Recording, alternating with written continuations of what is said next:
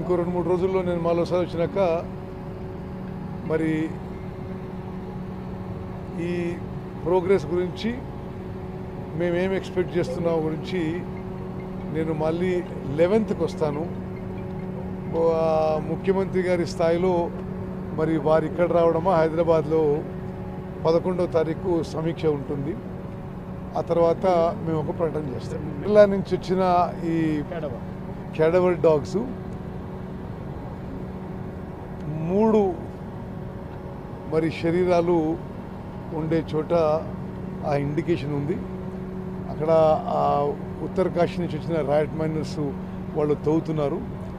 బహుశా రేపటి వరకు తెలుస్తుంది. పరిహారం విషయాల్లో ఏమన్నా ప్రభుత్వం నిర్ణయం తీసుకుందా? తప్పనిసరిగా అంటే మేము వాళ్ళు ఇక లేరు అనే ఒక నిర్దిష్టమైన డెసిషన్కి వచ్చినప్పుడు మంచి స్థాయిలో కంపెన్సేషన్ ఇవ్వదు. కాబట్టి లోపల ఇంకొంచెం క్రిటికల్గానే ఉందంట కదా, కంగడంతా కూడా క్రాక్స్ వచ్చినాయి. అంటే 50 ఇప్పుడు 14 కిలోమీటర్ టనల్ ఇది.